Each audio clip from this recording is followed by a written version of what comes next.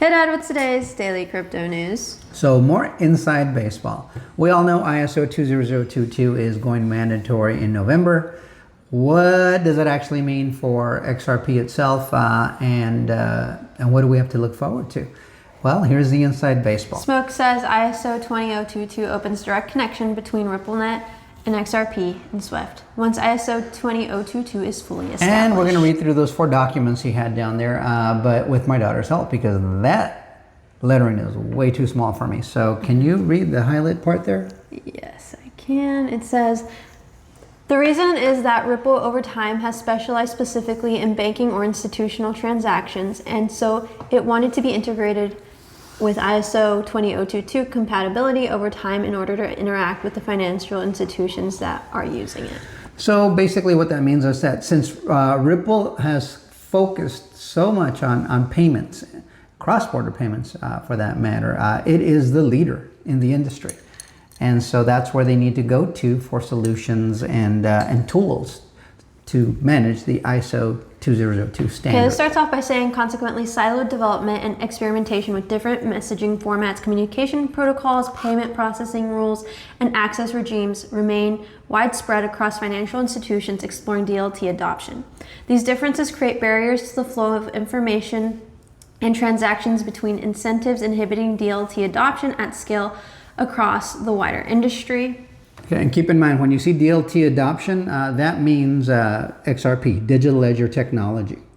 DLT networks lack messaging interoperability. Do I continue? No, and then you can start down. We're just reading through the highlight parts, but you're welcome to pause and screenshot it. Go ahead. To address this challenge, interoperability solutions have been developed.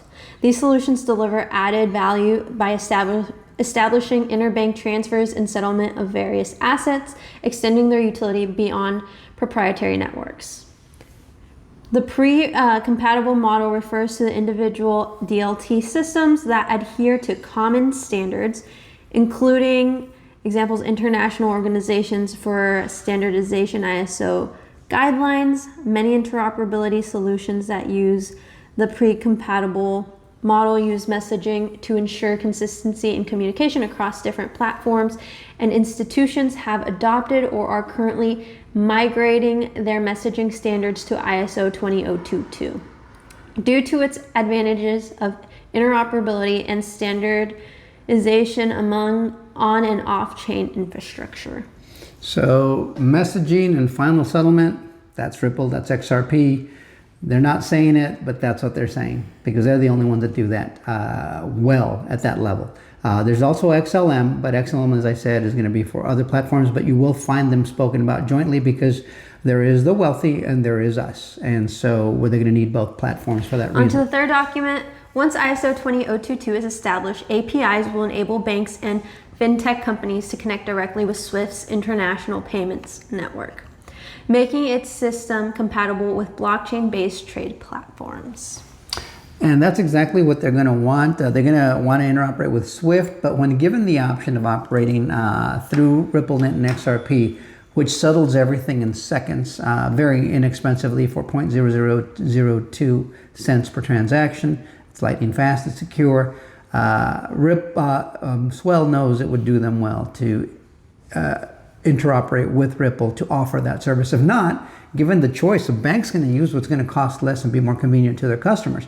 Because if you can make a transfer happen in 3 to 5 seconds and your competitor's taking 3 to 5 days and charging a lot more money, maybe even if it's just 1 day, I'm sorry, but 3 to 5 seconds, it's hard to beat.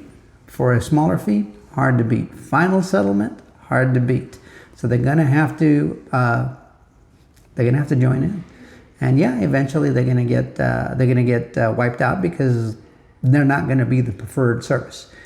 So that's just the name of the game. It just depends on how long they want to live. They might want to specialize in something different down the road in the financial industry, but they don't own the patents. Ripple does. Ripple's got the service. Ripple's got the relationships, and I think Ripple takes it. So we'll see. All right, so this is the final document. It says, one way forward is to align crypto assets with ISO 20022, the standard that defines the development of financial messaging standards. Messaging standards describe formally the content of business messages exchanged by market practices to complete business processes such as settling transactions or messaging standards drawn on reference data standards whenever possible to minimize ambiguity in a financial message. There is no reason why the same reference data standards cannot be used by operators of DLT networks or tokenization platforms. However, the semantics, the meaning of the business terms, the underpin existing financial messages can be reused for DLT networks or tokenization platforms. The business layer of the ISO 20022 standards is designed to fit the business process rather than the technology on which it is implemented. So it is in principle adaptable to DLT networks or tokenization platforms. In other words, the business layer of the ISO 20022 standard can be used to guide definitions of DLT-based products and services such as smart contracts.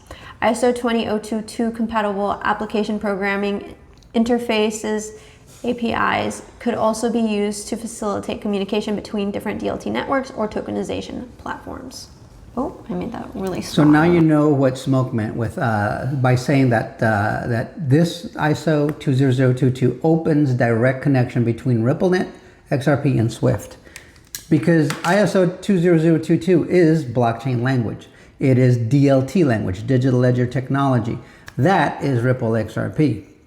That's how it is. In fact, that's the first patent filed for XRP was back in 1988, and it was distributive ledger technology. That's what that is. And so it's the name of the game, guys. And the banks have to speak. They're going to be forced to operate under that language. And the only thing that does that is crypto and blockchain. They're showing you but not telling you directly. We're telling you plainly. There it is. And you can just read it. I mean, you just connect the dots. And if you're incapable of connecting those dots, nothing we can do for you other than present the information, and hopefully you start to get it. Because when that light goes on in your mind, then you know we have an opportunity right now. Because we can adopt this in our portfolios faster than they're doing it, than the banks are doing it. But once they do it, because they're going to have to, ISO 20022, the value of your investment will rise quickly. And because they're going to have to use these technologies. I hope you can connect those dots in your mind, but let us know what you think in the comments. Like, share, subscribe, and bookmark. We will see you guys on the next one. Until next time. Adios, amigos.